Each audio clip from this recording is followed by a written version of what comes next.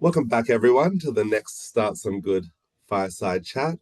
I'm Tom Dawkins. I'm the co-founder and these days the entrepreneur in residence at Start Some Good, having led the organization for 14 years up until 18 months ago when we became part of the General Good Collective, or the Impact Collective, as we're now known.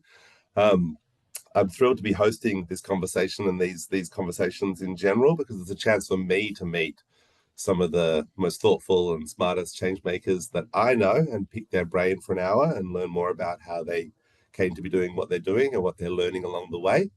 Before I dive into today's guest, though, let me acknowledge that I am hosting this call from the traditional land of the Camaragal people of the Eora Nation here on the North Shore of Sydney, and pay my respects to elders past, present, and emerging, and acknowledge that this land was never ceded. My guest this week is the always fantastic to talk to Kaj, and I'm going to try and say this because I've heard you on a podcast recently. So it's probably Løfgren. Did I get that enough? Yeah. Løfgren, who I first met when he had just recently set up the School of Life Melbourne, which I thought was a particularly fascinating initiative at the time, which was really all about taking the biggest ideas in the world from philosophy and sociology and so on, and then helping people, I think that's how I would interpret, at least apply that practically in their lives, learn about how that could actually guide their own projects, decision-making and lives. And so I think Kaj has often been, from my observations, kind of at this intersection point of, I think, kind of big ideas and theory, but really turning that into practical actions and impacts. These days, he does that as the CEO of Regen Melbourne. Regen Melbourne is a coalition of more than 200 organizations that are working to advance purpose-led business and community initiatives and really try and demonstrate what's possible when vision meets collective action. So thank you so much for joining us today, Kaj. Great to be here, Tom. Nice to see you again. Yeah, great to see you as well. So I'm really keen to dive into the whole regen philosophy and actions and, how you marry that, those big picture ideas or earth shots, as you call them, with, practical community action.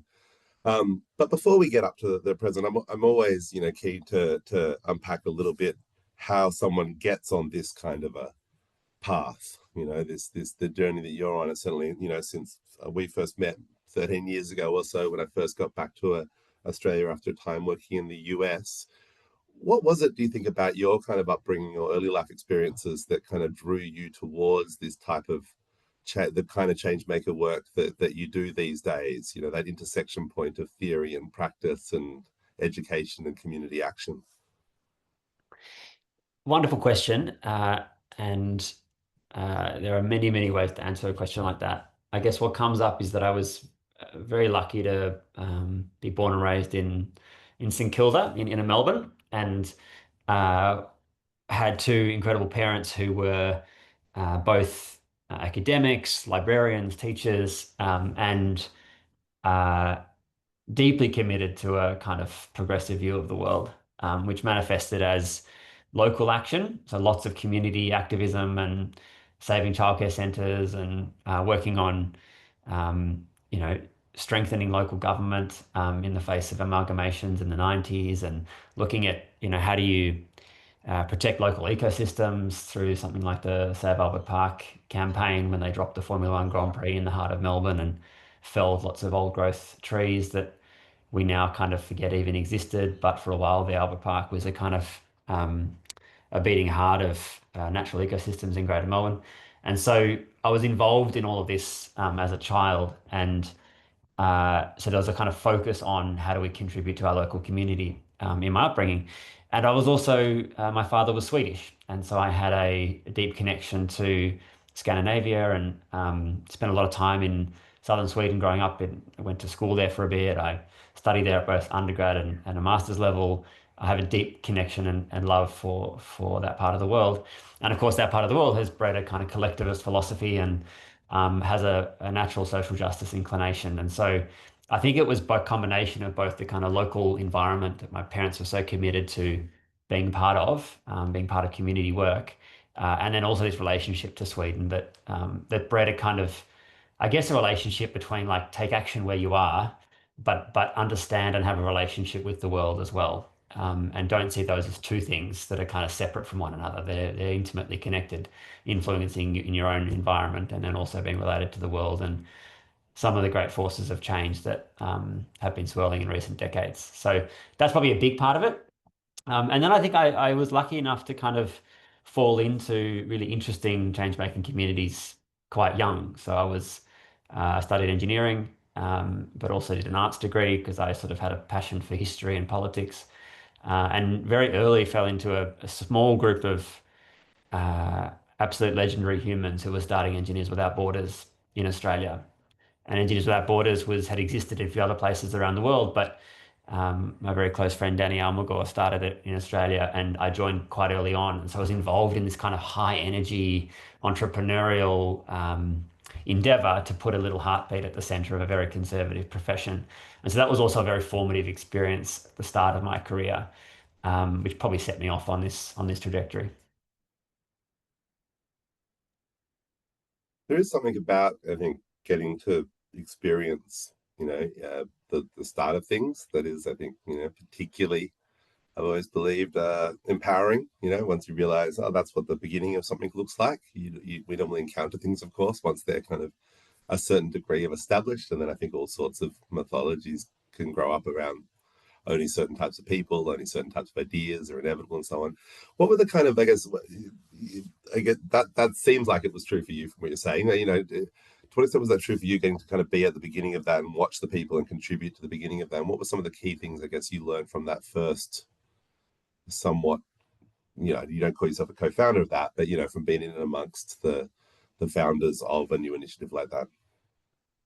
Yeah, I mean it's a really interesting reflection on I guess the nature of agency and how much we think we can affect the world around us. And there are kind of multiple angles of it. One is the kind of activist angle, I think, which was a tradition that I was very much raised in, which is um, how do we move and shift power to do things that are better for local communities. So whether it's, saving a childcare centre or stopping a Grand Prix in a big park, there's something about like uh,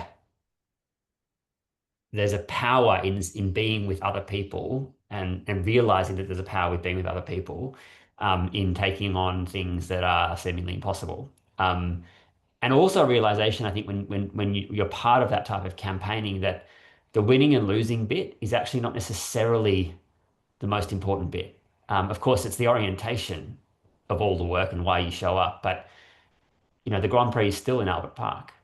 They're 25 years on, and so that campaign on any kind of black and white reading was lost. Or many, like most of the old trees were felled. The communities were largely ignored in the local area. The economic modeling was always all over the shop. Like there's all sorts of like, but black and white, you look at it on paper, we lost. I'd argue, though, that most of the people that were involved in that campaign wouldn't regret their actions. In fact, the networks that were formed, the relationships were formed, the community strength that was gained from there would have been deployed in a myriad of other ways, having ripple effects that go well beyond just that singular campaign. And maybe there's a lesson in the kind of starting something doesn't necessarily mean that you succeed, and that's not necessarily why or how we should measure things. And if I think about that in the context of Engineers Without Borders, probably my biggest lesson there is, the organization still exists. It does incredibly powerful work.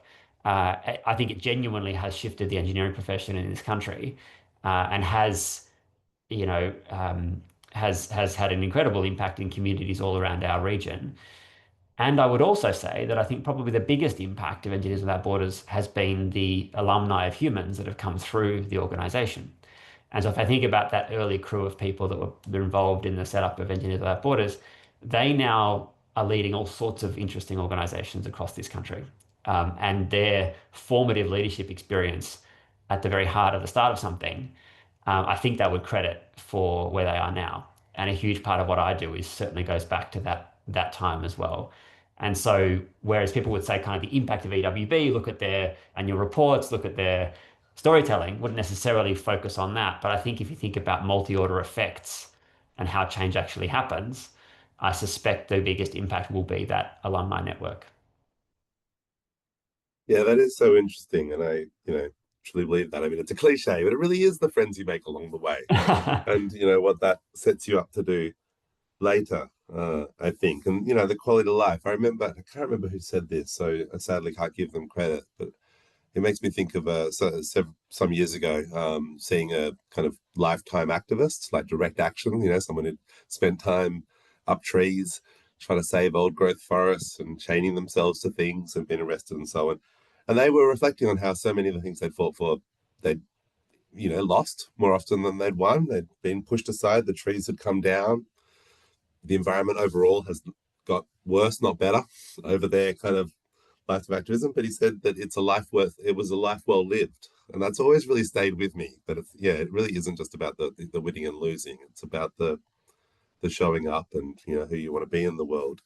And I think it's And also, I think it's also really tied to this relationship that we have with time and change. And I mm, think we live in a obviously an incredibly fast-paced era, and I think that translates through to, the field of change making or people who are trying to make the world better, and a kind of hero's narrative that's connected to short-term impact. And I mean, I just fundamentally don't think that's the way the world changes in significant or systemic ways. That change happens over years, decades, generations, centuries. And so, you know, perhaps it's the fact that I've spent a bit of time studying history and economic history, but I think about the moment that we're in now and the turbulence that we're in. And often when I'm sure you get asked the same thing when you speak, like, can we please end with a bit of hope? Don't make it so depressing. And often my response is like, that's only possible if you think about extended time periods. Like if you think about it over 100 years, then yeah, I feel quite hopeful that we're navigating the times that we're in. And by doing things like Regen Melbourne and Start Some Good and these sort of things that sow seeds over the long term, there is a huge, interesting, plausible, positive pathway for humanity. But if you ask me over the next 20 years, no one can live in the data of today and not say that the next generation or two, our kids and our grandkids' generations, are going to be incredibly troubled, more so than ours or our parents. I think that's kind of locked in.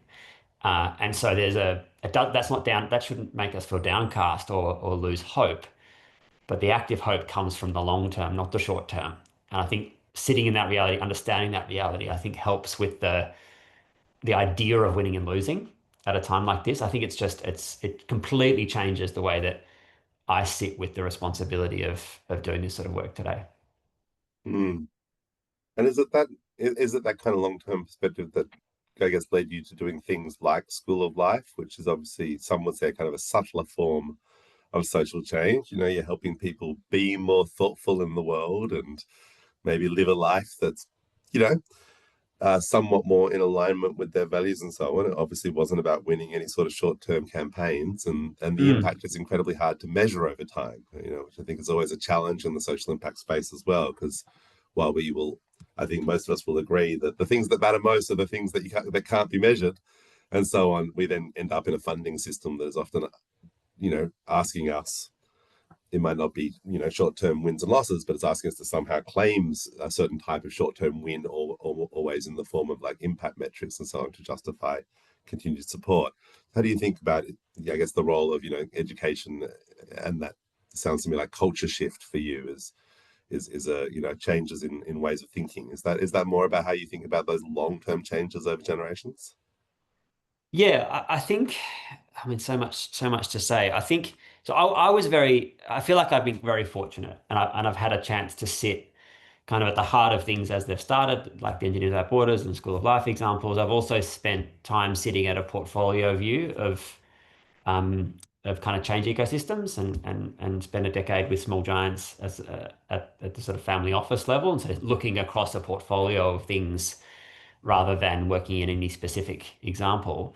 And I think from both of those sort of altitudes, both the starting something in the guts of it and also sitting above a field of activity, um, you do quite quickly understand that like the human dynamics and how we hold ourselves and our personal and emotional development is such a huge part of being able to sustain any type of work like this, particularly given the long-term horizon that we just spoke about. And so I think I increasingly got interested in, how do we genuinely think about personal and professional development, leadership development beyond the kind of relatively crass, commoditized way that it's often done. And so the School of Life was a super large experiment, right? Like it was the philosopher Alain de Botton set it up in the UK. I started a relationship with him and his then small team, uh, trying to understand the model and what he was trying to do. And I was very drawn to it because of my studies in the arts and politics and history. And how do you make that relevant to somebody who's living a busy life today? And there were lots of elements that felt really aligned. And so we ran this kind of epic pilot in 2013 in Collingwood in an old warehouse with lots of volunteers and super fun summer, super successful. And then 12 months later, we opened a little shop in Burke Street, which lasted for about 5 years. And I think it was interesting in a number of ways. Firstly, it was hugely attractive to people. So there was a craving for this type of connection and storytelling and intersecting with the arts in a material way that they felt could support them. And I think there was a huge amount of impact done there. And that was both on the small scale, like classes, but also, we had 2,000 people events at the town hall talking about empathy in modern culture. These big discussions of from a values perspective, which I think was incredibly powerful. And then also there was this dynamic with the School of Life that Alan was playing with, which is how do you create a kind of global model for this conversation, where when also every context is unique. Like Australian context is so unbelievably unique compared to the UK, starting of course with our many thousands of years of First Nations culture and storytelling in history. And so we were sort of toying with these ideas of how do you integrate it in a local context much more in order for it to be really relevant to here. And I think that's where the model started to not necessarily fit our context. And so when the school ended, which was, sad in many ways, but I also think we have to get better at endings and kind of transitions. We largely think of endings as failures, and I prefer not to, which is another fireside chat that I'm happy to have at some point, Tom. But then also that transition, a lot of that energy transition to the way that the Small Giants Academy was set up, which was the kind of education vehicle that Small Giants span off in at the start of COVID, which is a huge project that I'm still facilitating a number of programs in. So I feel like that thread remains, but it really is connected to this idea of how do we live and sustain our work at a time of increased turbulence, and the School of Life was a part of that. Would you do it very differently if you were starting that up today when you think about how, that context? And you said you eventually felt like that model was not quite right. What would you do differently if you were starting today versus then? I think it's just a really interesting examination of this idea of scaling and Mm. and and where that is fit for purpose and where it isn't. And so, of course, a huge advantage with the School of Life was that there was a powerful brand and an incredible content ambassador in someone like Alan, and there were lots of international, gurus and speakers who loved the school. We had Brene Brown come through Australia and hosted her, and so there's lots of like that. It was quite flashy, which of course you can use for incredible positive impact, and I think we did. And also, I think I was just increasingly attracted to depth, and to place and to perhaps a theory of impact based on contextual replication rather than scale.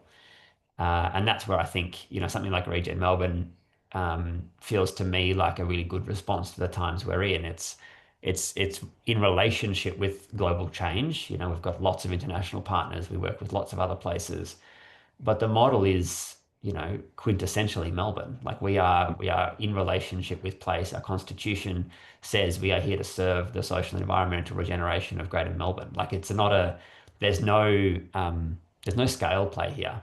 Melbourne is our scale. And so I think there's something about, again, at a time that in the world that is very much in flux, and we are in the middle of a massive economic transition. There's no doubt about that.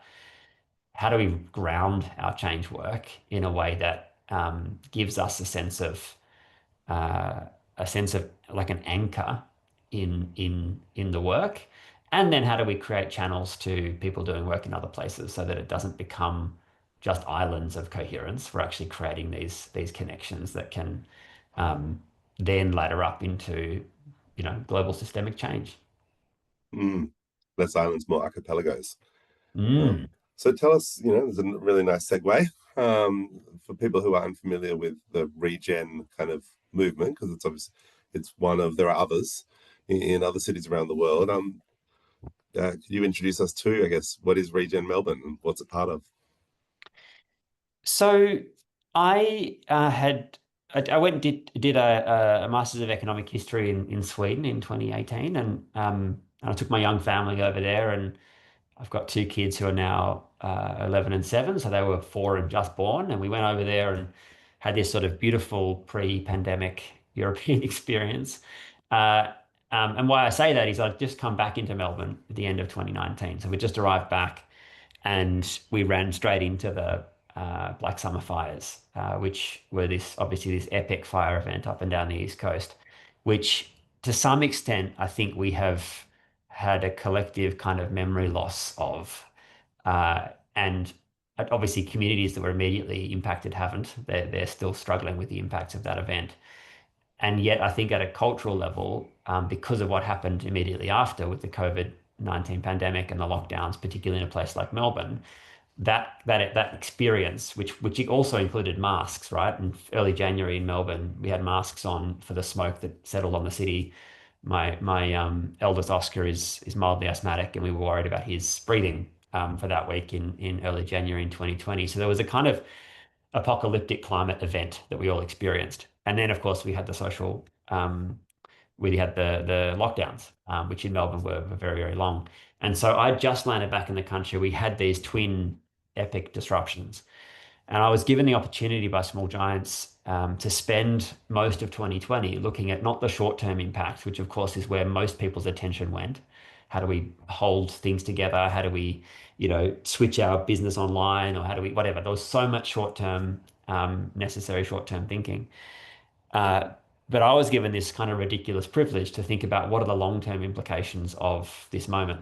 And so I held a whole bunch of forums in 2020.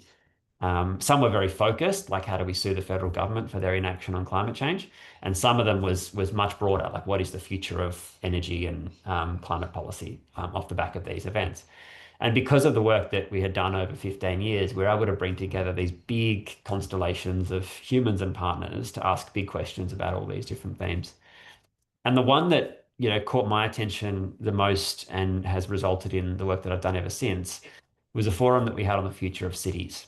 And so we put it together with Kate Raworth, who's the author of Donut Economics, and her husband, Roman Krasnarek, who's an Australian philosopher who just published a book on long-term thinking. And so we had this beautiful conversation on the future of cities and long-term thinking and donut economics. And for listeners who are familiar with the donut landscape, Amsterdam had just downscaled the donut to their context in April 2020. And so we were really inspired by that idea. And so a number of organizations, including Small Giants and a few others, decided that we should set up a research project where we look at downscaling the donut model to a Melbourne context. And so that started a 6-month research project, which lasted from the end of 2020 to April 2021.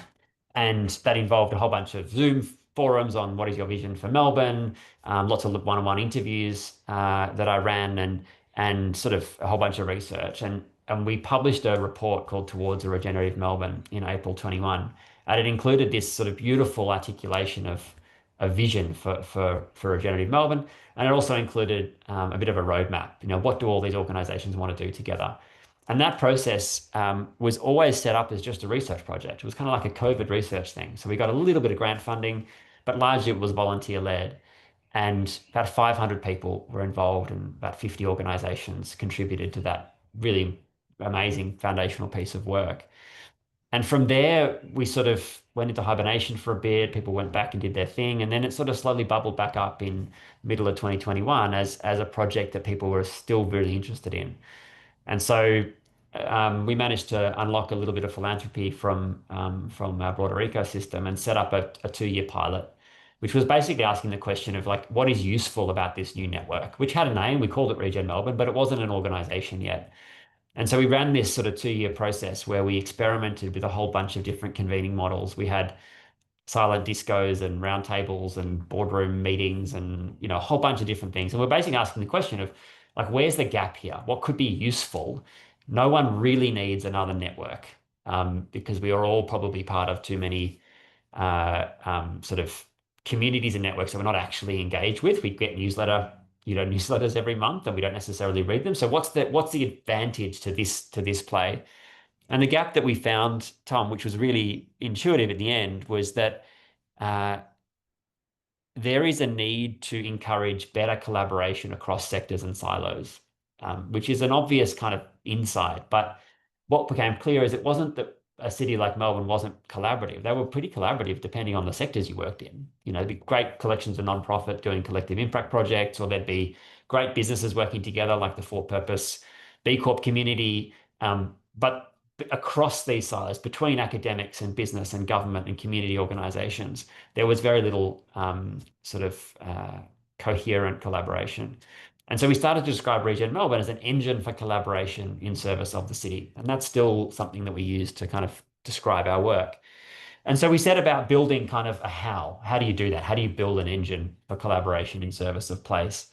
And that's where this model of Earthshots came from, which I can dive more into. And over time, we also set up an action research platform called the Systems Lab, which drives a lot of our university partnerships and research. And just to kind of round that out, we when we started Regen Melbourne, quite quickly there were other places that emerged that said, well, we want to do something similar. And so we supported a whole bunch of other places to set up kind of similar experiments. So Regen Sydney is still going really strong. Regen Gippsland is doing some super interesting stuff. And then, of course, there are so many other places that are doing things that aren't using Regen as a label. And so I'd probably, put this broadly in an ecosystem of place-based change. But even within that label of place-based, there's huge diversity of how, which I think is only positive. I think there's a real need for a plurality of approaches, not the idea that there is one framework that can guide everybody. I am interested in this kind of network design piece that you're talking about, and struck by your statement, no one needs another network, which is true. And I feel like this is one of these eternal challenges in the kind of social change world, is the push between kind of, I guess, specific communities where there's a certain, a strong amount of alignment and the ability to get things done, versus the constant desire for us all to be part of one community. And if only we were more connected, that was kind of automatically solve a lot of things. You get this a lot in social enterprise. People like, there's all these different programs and organizations. If only if we were all on the same platform, if we all were part of one community rather than fragmented communities. And I always just, I always kind of think that's one of those aspirational things that I agree with, but also think is kind of impossible, and probably not even, like, you wouldn't really want to just be like everything in one community. And nor is it possible. Like, the mainstream business world is so big and diverse. They're not all part of one community. They could never all be part of one community. There's different industries within that. So for, while social enterprise was small enough to be an industry in and of itself, we could kind of be part of one community. But in some ways, a sign of success as we grow out into the mainstream economy and is that it no longer all fits together. There's different stages and industries and locations and so on. And so same thing, obviously, in the broader kind of environmental movement. So I'd just love you to kind of unpack a little bit more how you tried to, I guess, design something that was complementary to, or, an amplification of those other networks, and not, because, what tends to happen when someone sees this is they create another thing, and then it's, no matter what the intention was, it is in fact another network. As you said, it's never the final state of networks to solve this problem forever. So how did you kind of design it and how has that worked actually once it's been going? Have people perceived that you're like on that, it's a little bit inside baseball, I guess, in terms of social change communities, but I think it's something most of us who are active come across all the time, these slight fissures, boundaries, alignments, disalignments. I think there's so again, this conversation can be very granular, like what are the tactics of how we've done this, and it can be incredibly philosophical. So like take me wherever you want to take me, because I'm happy to go in any direction. I think the first really clear insight that we had, which I think came from a process of, for example, Small Giants was the first B Corp in Australia. and we incubated B Lab as an entity. And so we're incredibly involved in the thinking around how do you do a new network that was so obviously needed. You know, it was so obvious that this was a gap that wasn't in question. It needed to be filled. And so there was less kind of perhaps less nuance in the deep why of what this could do, because it was just so obvious. But learning from that experience, I think, and others, that when we got to the point of saying, okay, well, what is Regen Melbourne really? And we started to describe it as an alliance of, you know, more than 200 organizations that is working together in service of the city. And people would say to me, well, are you gonna take membership fees? Like, that's a great revenue model for Regen Melbourne. And I was really clear that it's important, I think, when we set up these sorts of sort of social infrastructures, is I guess how we would think about it, is that you be really clear about who we're serving. And so when we set up Regen Melbourne, it was absolutely abundantly clear that we were here in service of Greater Melbourne's regeneration. We're not here in service of organizations. Like, we're not here in service of members. Members can be part of that journey and should contribute to the vision and contribute to the how and think about the pathways. But as an organization, Regen Melbourne is constitutionally in service of the regeneration of place. And as soon as you set up kind of incentive structures that might seem really minor, like taking a membership fee from a member, you start to sort of dilute or deflect or create these little grooves where the organization starts to tilt towards being in service of a collective of members. And in many circumstances like B Lab, I think that works really well. But for us, in terms of staying kind of at the right altitude of work and thinking about systemic change over the long term, not in short-term, you know, revenue cycles, it was really important to make that abundantly clear. And I think that's something that was intuitive in the beginning, but has become strategically critical. Like, we kind of knew it was probably important, and then over time, it's like, oh wow, that was a good move. And then I would say, so that's probably maybe a little bit of the tactical level. I think the perhaps more philosophical one. So Kate Raworth and others talk about, like, they ask the question of how do we define the economy? And of course, in this modern age where neoliberalism has eroded the power of the state and diminished the commons, we basically equate the economy to the market. So when people say, you know, how's the economy going? Basically what they're saying is, how is business going? And therefore, like, all the conversation, all the culture of, you know, managing an economy is geared towards growth, profit, narrow metrics. But what Kate and others say, of course, is that the economy is made up of, yes, the market, but it's also made up of the state. It's made up of the household, where a lot of the caring economy takes place. And it's made up of the commons, which is all of the, you know, collective infrastructure that we have around us that we often don't see, but when it's taken away, boy, do we notice.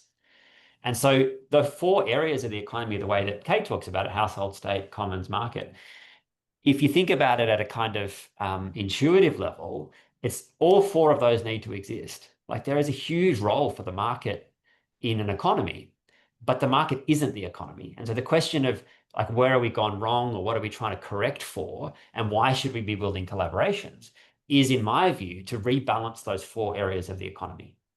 And to think about the intersections between them is a good way to start to explore where the rebalancing needs to happen and how it needs to happen. And so when we design Regen Melbourne, it's like, let's make sure that the coalition of organizations that are part of this sit across all four of those areas, working with community organizations, working with academics, working with businesses, working with government, etc., in order to start interrogate and experiment with how that rebalancing can happen over the long term. And to do that, we set up these earth shots, which create a little bit more sort of directionality to that. You know, how do we make a river swimmable? Or how do we increase participation and agency on the street? Or how do we create a resilient food system? They give us, like, channels to explore that question of how do we rebalance the economy over the long term. Yeah, I'm really interested in that idea about, balancing, people saying, you know, the market is one piece of the puzzle. Inevitably, there have always been, I shouldn't say always, but, you know, going back literally 10,000 plus years, there have been markets. I always think we need to rebalance within that, though. I've been thinking a lot about how we lack a language, I feel like, to talk even about the role of markets, because we have increasingly fewer and poorer markets, even as corporate profits and the business sector has never been stronger. I think there's something that's kind of gone wrong even in that one piece as well, whereby we're using capitalism to mean pro markets, but they are becoming increasingly detached. The capitalism is, as the name suggests, the preponderance of capital over other types of the economy, which is why the current economy doesn't work for small business owners, doesn't work for workers. It's not just, and increasingly, we don't have access to markets that function in the way that we like to imagine the market that probably never truly has. But this whole techno-feudalist thing that I think is a great, increasingly a frame that I can't stop thinking about now. That if you went into if you rode into a town in the 14th, 15th century and every single shop was owned by one landlord, so in order to trade you needed permission from one landlord, and they extracted a certain amount of rent regardless of how the performance of any, no one would be like, what a wonderful free market. And that is kind of increasingly our world, just online. So do you think kind of as this rebalancing, I'm not quite sure where I'm going with this, I just want to say discuss, but there is something about, I think, these frames, right, that you've always been focused on. And so kind of getting people to, I guess, just begin to even understand that there are frames that have been created around us and to think outside of those. I think one of those frames has got me thinking a lot. My eldest just started high school this year. And it's got me thinking a lot. And as I explore more of these topics as well through my own reading and explorations and experiments, as you said, makes me realize more and more how deep set, how we were taught some really firm frames around things, but which have very little correspondence with reality, like the tragedy of the commons. We can't have commons because it's inevitably going to be a tragedy. But of course, there's, tens and tens of thousands of years of human history to show that actually humans are quite good at managing commons together in a collective, sustainable way. But all we have is this literally invented story of overgrazing a commons in England. But all of us, so many of us exit high school just kind of with that so deeply in our brains, I think we forget it's even something we were told. That it's just the nature of the world is, we need currency, we need a common medium of exchange. That's why currency is invented. We can't have, we need privatization because commons are inevitably a tragedy. How do you feel that we can get to the heart of, I guess the obvious answer is change the school system, but I guess absent that big change, which we'll get to, what are the other things you think we can do to bring more people into this in a way that doesn't make it feel very exclusive or too academic, or all those barriers, not just the cost barrier, but I think kind of the language and sense of permission or confidence in participating in these sorts of activities? And at risk of not answering your question and staying at the philosophical level for a second, I think it's probably even worse than the frames are just fixed. What I feel is happening all around us at the moment is that we have these fixed frames and ideas of, as you say, what a market is, what a free market is, and many others, left and right politics, conservative, progressive, like all these kind of lenses on the world, I think are dramatically changing, and it's almost as if ideologies and frames from the 20th century feel so like they're fraying, in the sense that, so example would be, the idea is that progressives believe in a state that is more interventionist than conservatives. Conservatives believe that market systems should be left to do what market systems do.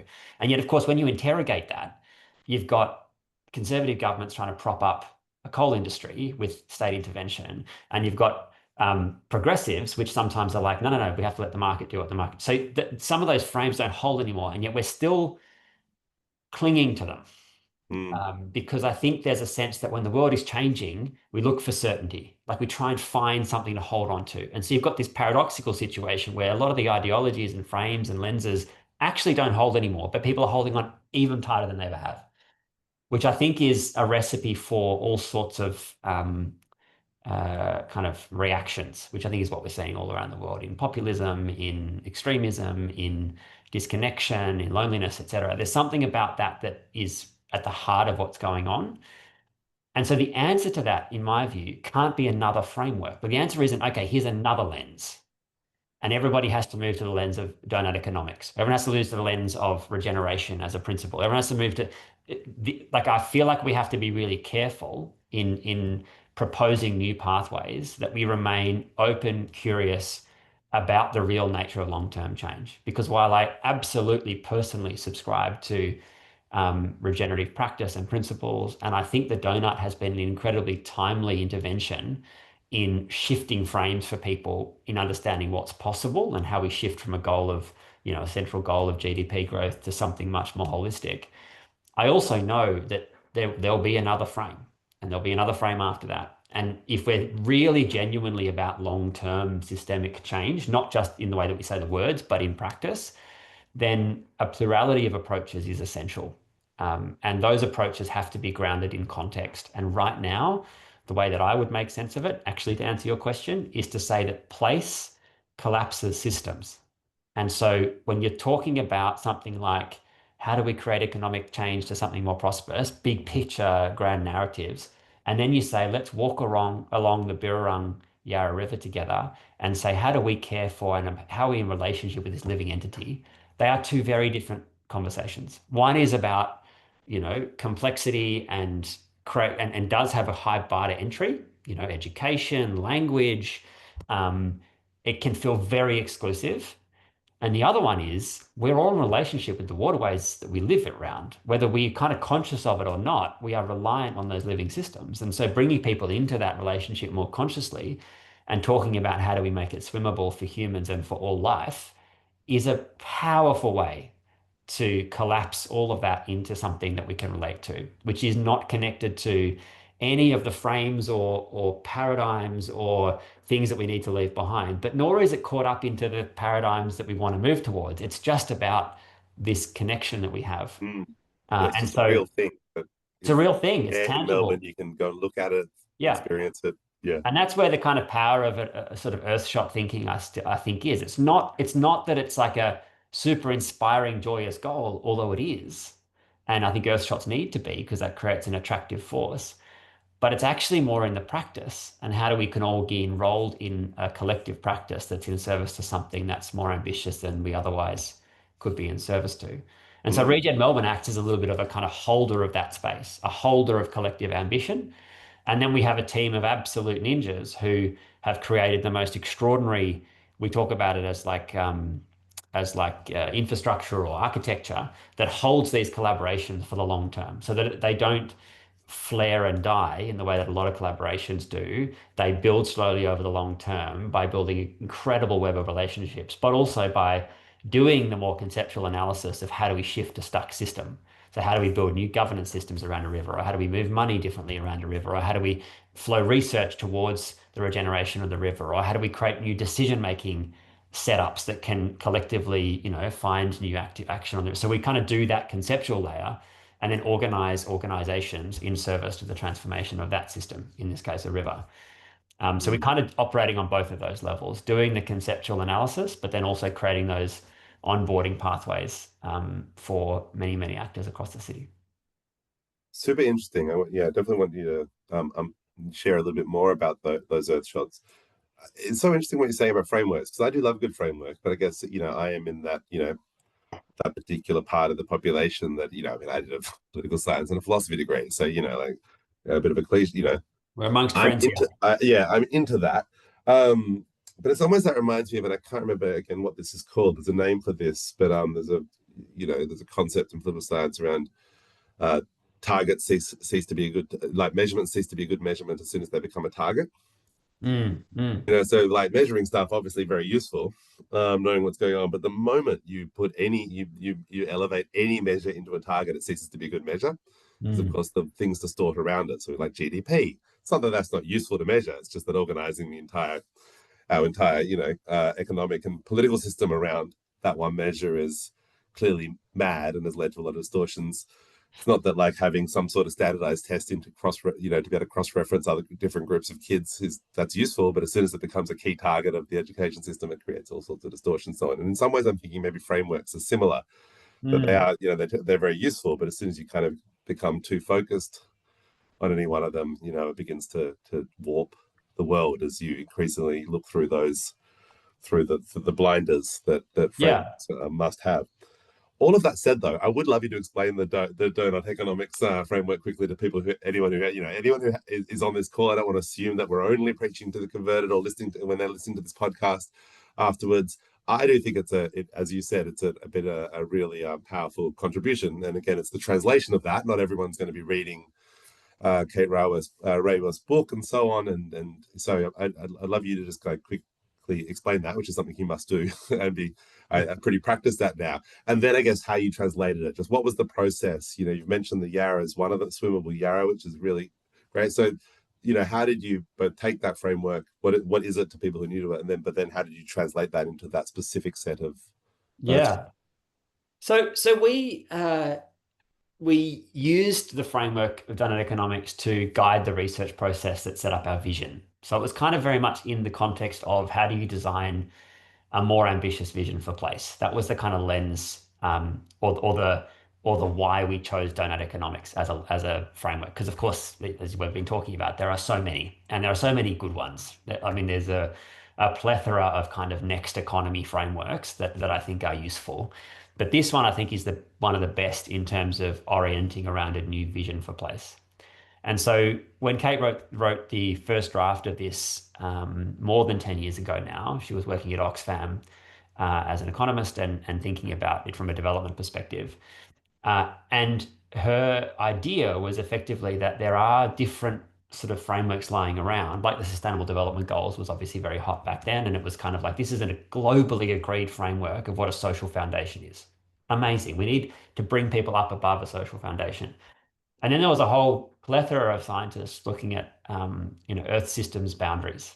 So things like the planetary boundaries framework out of the Stockholm Resilience Center was kind of the most well-known global example of that, which with the international network of scientists saying, we need to actually define what our boundaries are as Earth systems. And they put together these 9 Earth systems, and they said that we're in breach of many of them.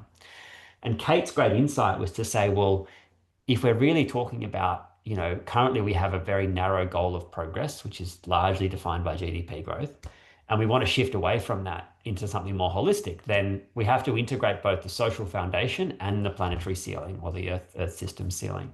And so she sort of bent it as a donut. So the inner ring of the donut is the social foundation. And the first model that she built was largely just the Sustainable Development Goals. They became the social foundation because from her perspective, she's like, that framework has already been globally agreed. So this is not radical. This is like everyone agrees we need to be above the social foundation as defined by the SDGs. And then she said, well, scientists almost universally agree with these planetary boundaries. So let's make them the outer ring of the donut.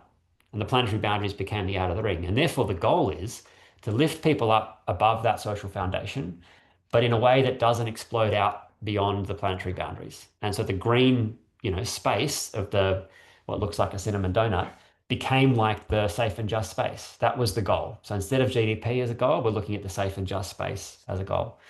And she put it out there as a kind of hypothesis, and it kind of caught fire in nerdy framework circles like we're part of. And then she was encouraged to write the book. So she wrote the book, Donut Economics. I think it came out in 2017 and became a global phenomenon. And many, many places around the world are now looking at how do you actually downscale this model to a place, both from a community perspective. So how do you sort of do it from a bottom-up perspective, but also from a city council level down, and sometimes even a national level down. So thinking about it from a policy framework perspective, because just like the SDGs, you can kind of map activity to the donut. You can see, well, what are we doing in political voice, or in water, or in education, or in shelter, or whatever. You can start to see how that shows up in a model. But maybe what I'll do is I can show you the Melbourne donut for anyone who's watching the recording. This is the sort of outputs of that foundational research process. And on the left here, you've got the words, like the collectively designed vision for what is a regenerative Melbourne. And this vision, as I said earlier, was put together by about 500 people over a 6-month period. So it contains a really rich collective essence of this is what people want. This is how people define a safe, just, regenerative future for our city. And some people respond really well to this sort of visioning, and some people see it as just words on a page. And so we were really clear that this was only one part of this visioning exercise. The other part was So how do just to we, maybe let's just quickly read out, maybe not all of them, but for future yeah, podcast listeners, this is not great podcasting. But oh my God, so good. the key, the top line kind of, I guess, nodes or goals are knowledgeable, connected through culture, affordable, enabled, collaborative, and full of life, which I like a lot. Yeah, and so I think the beautiful part of this vision, beyond those headlines, is that there's an integration. So it's not sort of six compartmentalized elements of a vision. In each one of them, there's sort of a reference to the environment, to culture, to diversity, to all these beautiful. It's really intertwined, and I think it's because it was put together by so many people. There's sort of a depth to this description that we Mm. still really connect with. And as I said, we knew that there is a genre of people who are like, that's nice. It's nice that you guys have come up with a cool vision, but like, what does it actually mean?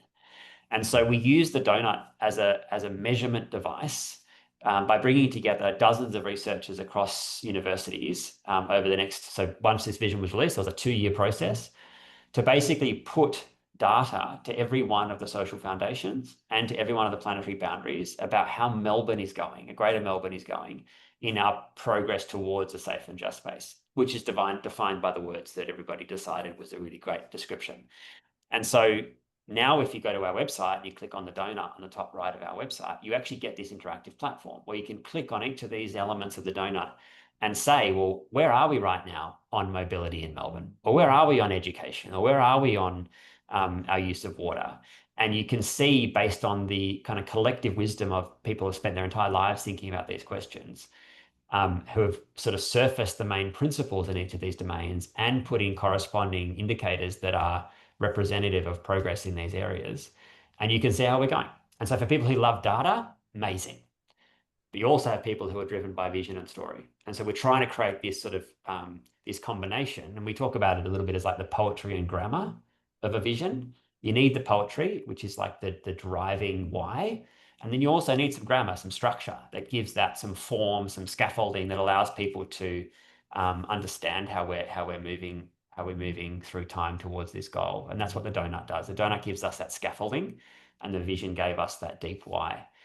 And from there, so when this was put out in the world, there was a lot of curiosity and interest, as I said, and we started this process of doing quite wild experimental convening around how do we activate behind a goal like this. And over time, we developed this Earthshot model. And the way that came about was that three themes kept coming up as we were asking questions about how do we pursue this much more ambitious vision for our city. And those themes were water, the street, and our food system. And there's deep kind of thinking that's been done about why these three and not others. But we are here because of this, because of the Birrarung. Like the Birrarung is the water source, the lifeblood of this place. It has been for millennia. And so naming that as the kind of critical reason why this place exists was super important. And then maintaining a thriving Birrarung for generations to come is sort of the obvious Earthshot. Like, how are we doing that actually collectively taking care of the life force of this place? And so a swimmable Birrarung, while on the surface feels very kind of anthropocentric and kind of exciting and joyous, inspirational, has a deep, deep why connected to it. This needs to be swimmable for people and other life. Otherwise, the city can't thrive here. So that was the first one that we started organizing around. The second one was around this question of agency, trust, and participation. If we don't have a city of people who believe that they can be part of determining the future of this place, then we will erode very quickly. And where does that happen most immediately for almost everybody? It's in the street, it's in our neighborhoods. And so this idea of 300,000 streets as a Earthshot was, how do we create a web of empowered, high agency neighborhoods across Melbourne where people feel like they can have a say in the future of the city? And there's obviously plethora of organizations and community groups that are doing incredible work across the city. And through the work that we've done, it's obvious that everybody is frustrated. Like, there is not the ability for community organizing to have the impact that it wants to have. It is so often frustrated by the systemic forces that constrain us. And so our role is to say, how do you start to unblock some of those systemic forces so those community organizers can be way more effective? And obviously I can double click on any of these. But the final one is the food system, because just like the Birrarung is the life force of this place, Melbourne, Naarm, has been a food bowl for millennia. And so, how do we make sure that in a polycrisis context that we're now in, we retain Melbourne, Naarm, our regions, as a resilient food bowl for generations to come? And this is really centered around not just the question of, how do we do more regen ag? It's how do we shift the power structures, the capital flows, the decision making, the consumption of food in order for that more regenerative and resilient food system to emerge. But it's a city taking responsibility for its role in a food system. That's the really big part of that Earthshot. So that's kind of how those three emerged, and we've now got sort of ecosystems in each one of these layers that we're acting, I guess, as a little bit of a systemic orchestrator at the center of.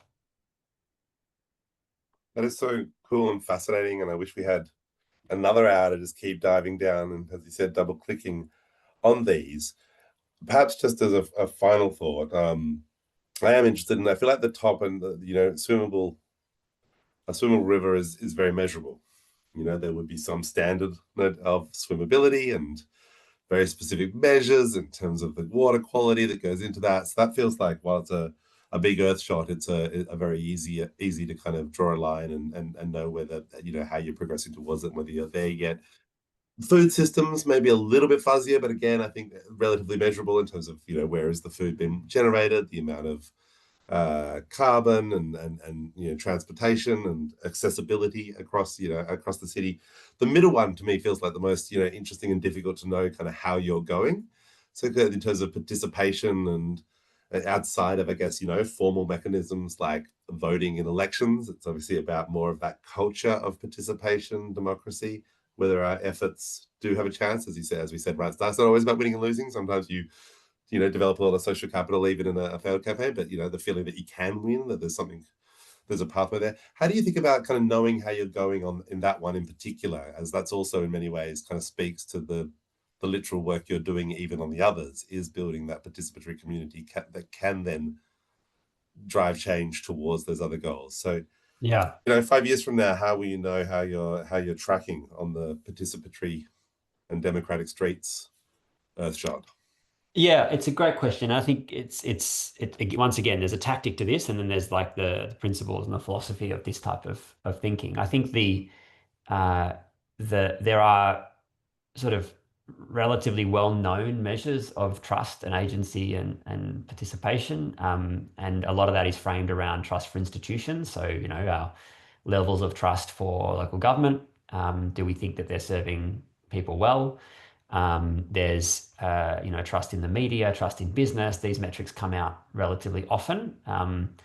And the Scanlon Foundation is doing a lot of incredible work on sort of the deep research around questions like that. So we will lean on those sorts of things for Greater Melbourne, I think, in the context of 300,000 streets.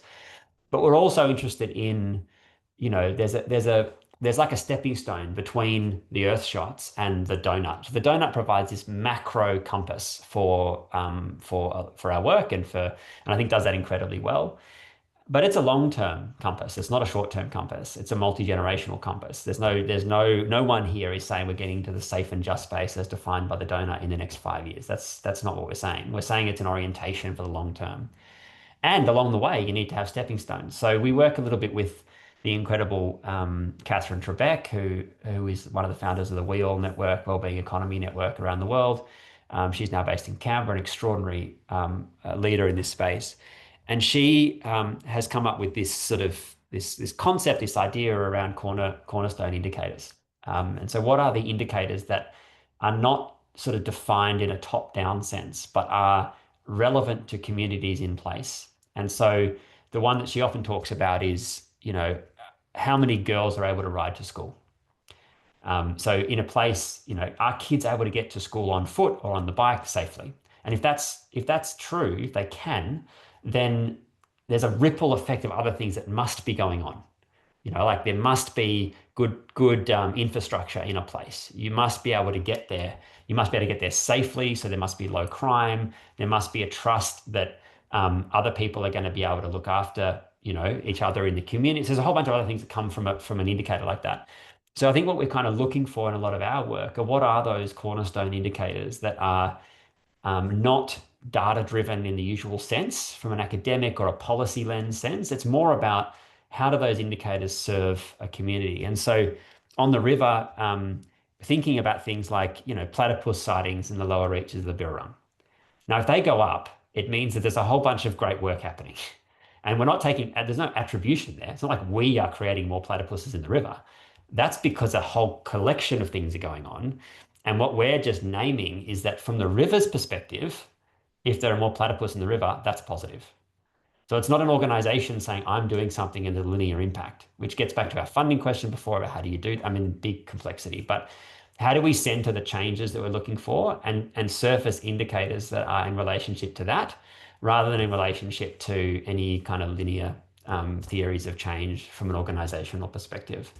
And once again, I think that's where we are trying to position much of our work. It's not that Regen Melbourne is doing something, it's that there's an enabling nature of our work that supports other organizations to do their work more effectively and do that at a kind of collective level that enables us to radically increase our ambition in terms of how much we can achieve and also deepen the kind of immediate pathways to systemic impact. And those two things kind of hold together, increase ambition and deepen our impact. The more we've talked, the more I want to keep talking, the more I've had questions I wish I'd had a chance to ask. I mean, you mentioned the shift of capital before, and I know that's a whole other area that you've done work in and work with the Sport Giants Family Office. I wish we had time to dive into that. We'll have to organize another time, but we're already past our stop time, and I want to respect all the work you're doing. It certainly sounds like a lot.